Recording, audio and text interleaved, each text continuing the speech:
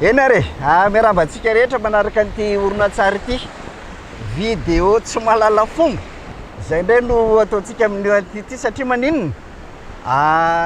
Mamenatra ihany fa aloha tenenina moramora aloha sady manatona ihany ary tsika. Tsy de fanao loatra ny mamaky taratasin'olona eo mason'olona indrindra fa ny mitondra azy amin'ny hainao manjery, kanefa de zay tsy fahalalam-pomba zay no indramitsika. Maro mantsy ny olona no tsy mahalala fomba ka taratasy nosoratan-dranona tokony nomenan-dranona no vakiana pahabemaso ary tabatabany eny ambony pilipitra. Tsy fahalalam-pomba mamaky taratasin'olona. Mba tsy ho tenenako hoe epistily nosoratan'i Zanety ho an'i Justin. Zany ve de afinaritra, kanefa tsy maninona fa efa natao ihany izy de anomboka zany amin'ny atao hoe vidéo tsy mahalala fomba. Ny hovakiko aminareo de taratasin'ny ranavalona voalohany. Ane somary manahirana ihany le izy fa zay moa le tsy mahalala fomba ka de miala tsiny amin'ny tompon'ny taratasy. Nisy fotoana zany teto amintsika ireo missionnaire reo de niroborobo be mihitsy le nataony hoe asa fitoriana ny filazantsara. Sy izay Andriamanitra ny vavahany-tany. Niditra teto ny sasany nitondra God, niditra teto ny sasany nitondra Dieu, niditra teto ihany koa ny sasany nitondra Balabim sy ny sisa. Taratasy tsy mahalala fomba. Zay no vidéo izay fampizarako amintsika.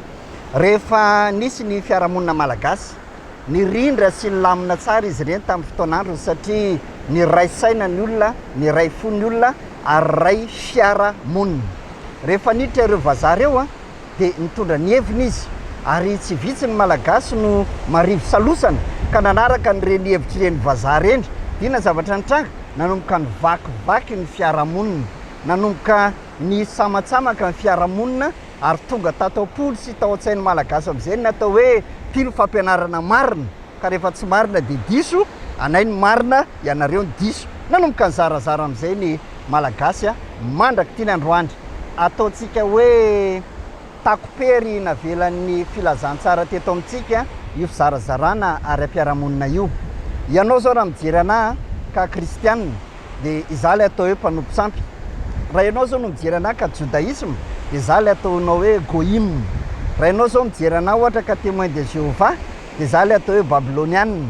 Raha ianao zao kristianina ihany koa sokajy sasa mijery ahy de izaho le jentilisa. Zany hoe satria ianao nanana ny finoanao sy zavatra nampidirina tao anatinao de hafa ny fijerinao anahy, nefa tena marina malagasy raha tahaka anao ihany fa no zarazaran'izay fomba fijery izay. Taratasy tsy mahalala fomba no hovakiko amintsika. Rehefa tonga io kristianisme io teto amintsika ka nanomboka ny korotana ny fiarahamonina de nanoratra taratasy ranavalona voalohany. Toy zao ary vaky ny taratasy izay nosoratan'ny ranavalona voalohany tamin'ny 9 febroary 1930. Zao vaky ny taratasy. Mampilaza anareo vazaha namana sy tapaka sady misaotra anareo no zava-tsy ho vitanareo teto amin'ny taniko sy tamin'ny radama. Mampafantatra anareo koa fa azonareo atao eto amin'ny taniko ny fampianarana ny fomban-drazanareo sy ny fivavahanareo. Aza matahotra amin'izany. Ozy izy ranavalona voalohany eto tsy andraranareo ary tsy isakana ny anohizanareo ny fomba mampanao anareo sy ny fivavahanareo. Kanefa kosa na iza manitsaka ny lalàna eto amin'ny taniko dia omeloka. Mampafantatra anareo fa ny vahoakako no manova ny fomban-drazany izay nilovany hatrizay sady nampitain'Andrianamponomenina sy radama de ho lavoko. Ozy izy ranavalona voalohany tsy azo hovana ny fomban-drazanay. Ataovo anareo ny aladinareo na ny andro izay tianareo, ny batisanareo, ny fivavahanareo, fa aza ny vahoakako no rebirebenareo. Ozy izy ranavalona voalohany ato de ty taratasy ty nampitondray ny ranavalona any Ramanisa any zareo kristianina ireo. De zao mivaliny. Namaly ndray ary zalahy matanjaky reto. Iza ny namaly tato? Griftis, zay ny anarany. Zay le vazaha. Anglisy izy io French. Natsoa malagasy hoe jaonjia. Zay ny antsoina azy tamin'izany. Zao ny tenenina taratasy nosoratany ny 20 febroary 1930. Zao ny voasoratra. Nataon'le vazaha tamin'ny teny gasy le izy dia zao ny soratany ato: trarantsitra ianao aza marofo madama, tenin'ny God io ka tsy maintsy torinay ary mety asony fanjakanao ivavaka ho anao izahay. Sonia, Chick, Kitchen, Freeman, Cameron ary Baker. Zay ny nanao le Sonia-ny taratasy mivakiko teo io. Inona indray ny namaliny ranavalina anazy? Zao indray ny namaliny ranavalina anazy ary: 102 Jones, Chick, Kitchen, Freeman, Cameron, Baker. Zao ny izy: tsy manova ny fomba nareo vazaha na dia eto amin'ny taniko aza nareo, ary tsy menatrao na atahotra hitazona ny fomban-drazao. Tsy ho tezitra va ianareo raha hovako ny fomban-drazanareo? Tsy azo ovana ny fomban-drazanay. Zay ny tenen'ny ranavalina voalohany. Inona ary io fomban-drazana mahasarotiny ny ranavalina voalohany io? Anankivalo ihany ngamba no ifampiresahako amintsika eto ilay fomban-drazana izay tena nitazomin'ny ranavalina mafy de mafy.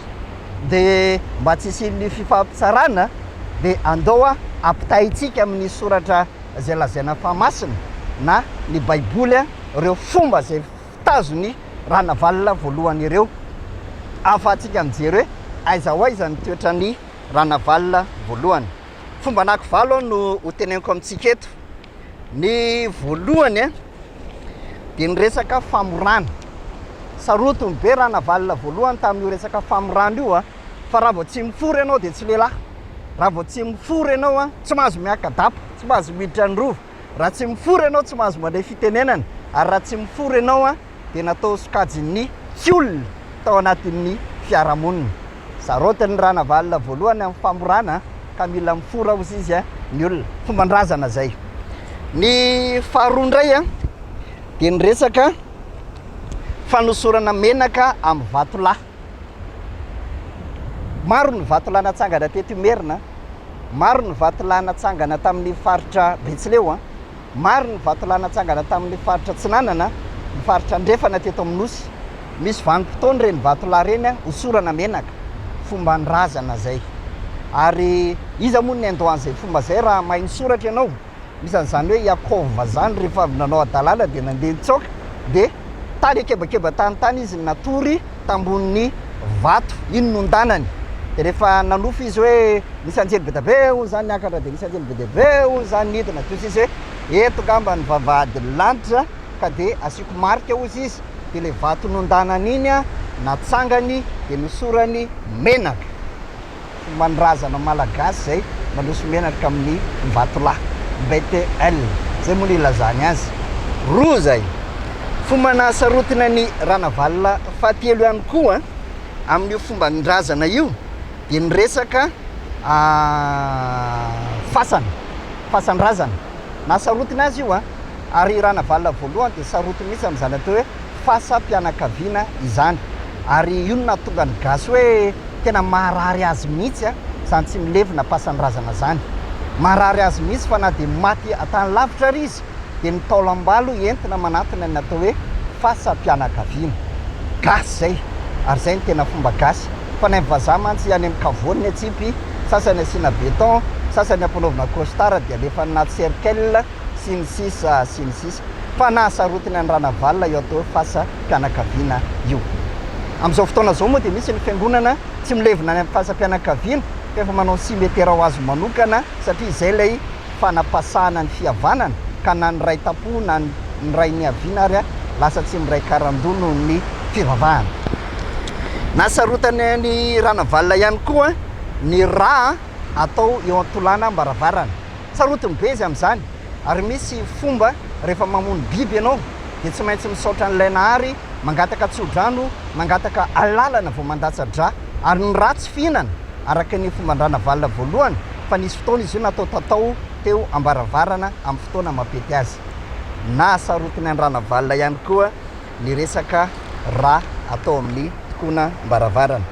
Teo ihany koa resaka taom-baovao malagasy izay ao anatin'ny tsinana no ankalazana azy dia ilay volan'ny salombary fiakaram-vokatra.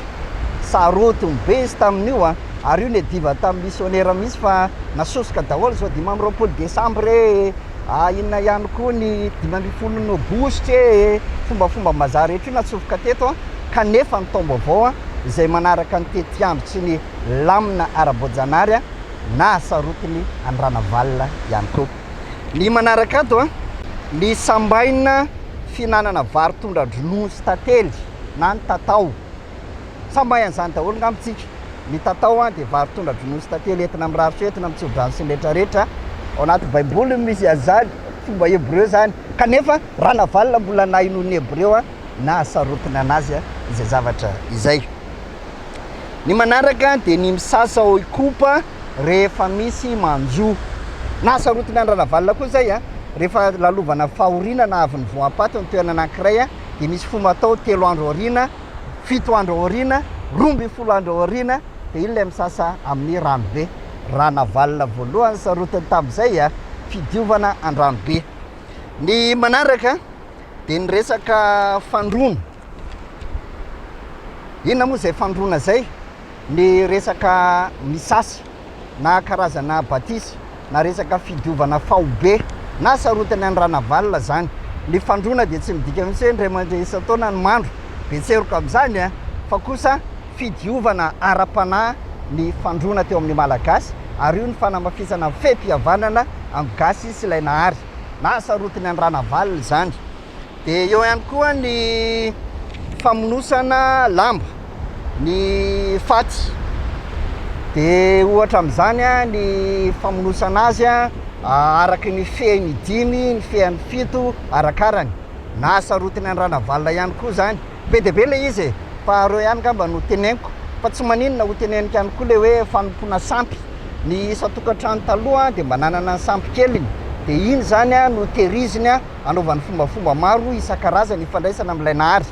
Fa ny hebreo azadiny fa misy mezozisa mezoza le mezozisa mezozinina zay moa le tsy haiko tsara le anarany fa misy an'io karazana fomba io zay tsy fanao kristianina ary fen'ny jodaisme hoe ny hebreo kery zalaka tahiry zavatra io ny nataony ambony tolana io nataony ambony tokonana ka isaky mivoaka izy dia mametra tanana amin'io hoe ho tsara mandroso ho tsara miverina ary misy dikany daholo re soratra ireny amin'ny mozazina sa mezazinina io fa fomba Andranavalina ihany koa io no nangalahan'zareo tahaka sy ny sisa sy ny sisa. Na inona lazainao fa fomba tsapy, na inona lazainao fa fanao tsy mety eto amin'ity firenena ity dia tsarovy mandrakariva fa natramy biby fihinana azy dia Ranavalina voalohany na ilavitra no ianao kristianina io raha mifanajana ny Torah. Fa ny biby mitambatra rantsana ohatra tsy fihinana ary tsy fanao sorona. Ny kisoa lavitry ny tanàna fa ny vazaha no nitondra andreny tety na mitana fady ka nahatonga antsika nanana elanelana tamin'ilay nahary. Betsaka ny fahasarota mpiaro ny Ranavalina voalohany tamin'ity firenena ity. Betsaka ireo fombafomba fotsitra nataony Ranavalina voalohany no maneho ny fifandraisantsika amin'ilay nahary ary betsaka ny fahendrena sy ireo soatoavina izay nidimbiantsika tamin'ny Ranavalina voalohany no maha-izy atsika sy mampijoro atsika mandrakariva ary mampandroso atsika. Fa raha ny mpahay tantara avy any ivelany, raha ny mpandalina ny tantara dia lazainy fa firenena tsisy fotontsika satria maninona ny tenintsika lazainy fa teny avy any ivelany, teny indonésianina, teny bantou, teny hebreo, teny swahili zany hono ny tenintsika. Eo ihany koa ny fombatsika lazainy fa fomba avy any ivelany, fomba hebreo, fomba egyptianina, fomba indonésianina, fomba malais zao korotana fomba rehetra avy any ivelany zao ny taratra ny eto dia lazainy fa avy any ivelany. Tsy raha 4 taona i Abraham araka ny carbone 14 5 sy 1 alina taona ny gasy ohatra 5 sy 1 alina taona ny gasy taloha lavitra ny Abraham nefa nisy olona manana maha izy azy teto amin'ity firenena ity. Makasitraka indrindra.